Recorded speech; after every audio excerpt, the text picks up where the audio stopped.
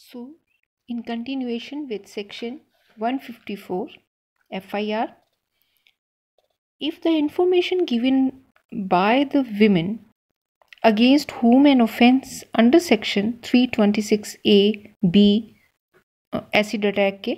354A to D sexual harassment के 376A to DA ये add हुए हैं 376 DA 376 DB 376E. These are rape and punishment for rape cases, and 509 of Indian Penal Code is alleged,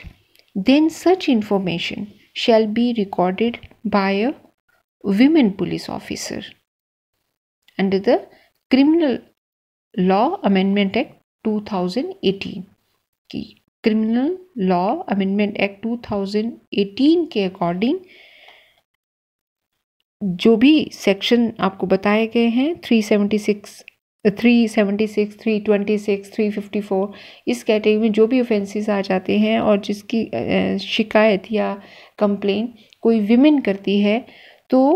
ऐसी information को women police officer ही record करेगी. FIR can be filed by the following persons. Which of person? First is by an aggrieved person or somebody on his or her behalf. कि किसी भी person के against अगर कोई offence हुआ है तो उसके बिहाफ पे कोई पर्सन वो खुद कर सकता है, कोई और उसका जानने वाला भी कंप्लेंट कर सकता है, ये सूचना दे सकता है. Second is any person who is aware of the offence by being either an eyewitness or hearsay account. कि अगर कोई अन्य व्यक्ति है जो इस ऑफेंस के बारे में जिसको जानकारी हो, या तो उसने उसका चश्मदीद गवाह हो, मीन्स उसने आंखों से देखा हो, आई विटनेस हो, या फिर उसने उसके पास ऑथेंटिक इंफॉर्मेशन हो,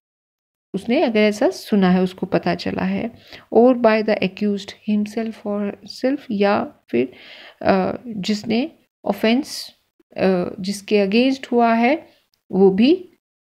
डायरेक्ट कर सकता है, या जो ऑफेंस करता है कई बार वो भी डायरेक्ट जाके कि ये कब कर देते हैं, सरेंडर जैसे कर देते हैं. By the station house officer या फिर SHO पुलिस भी कई बार ऐसे ऑफेंस की जानकारी डायरेक्ट FIR कर सकते हैं ऑन हिज ओन नॉलेज और information, even when a cognizable offense is committed in view of an officer in charge, he can register a case himself. कि अगर किसी पुलिस ऑफिसर के सामने कोई कॉग्निजेबल ऑफेंस हुआ है तो वह ऑफिसर खुद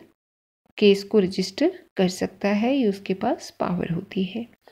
However, he is not bound to take down in writing any information, and even if the information is only by a medical certificate upon arrival of the injured, then the SHO should enter it in daily diary and go to hospital for recording detailed statement of injured. कि अगर police officer के पास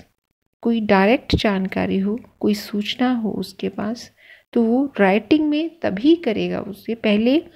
वो उसकी statement लेगा. अगर कोई accident हुआ है या किसी का अटेम्प्ट टू मर्डर का केस है, किसी केस है,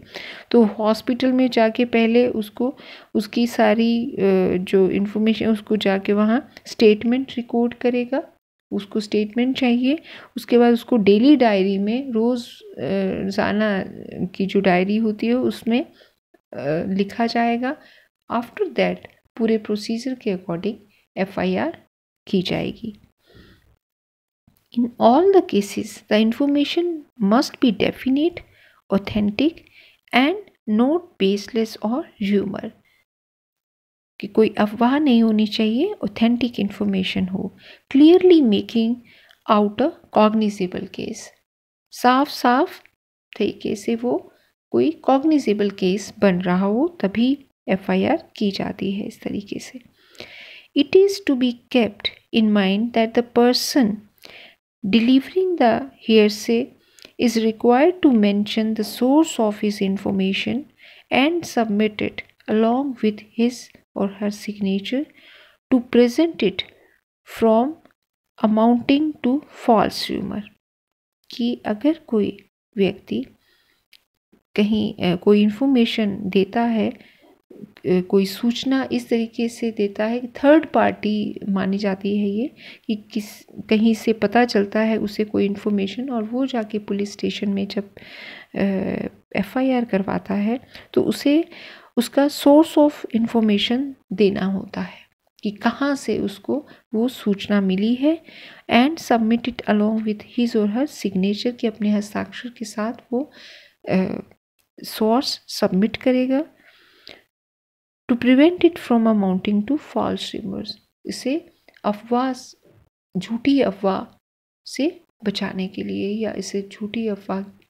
में आने से रोकने के लिए वो सिग्नेचर करके उसका सोर्स ऑफ इंफॉर्मेशन प्रोवाइड करेगा पुलिस ऑफिसर को। So if you have any doubts, you are free to ask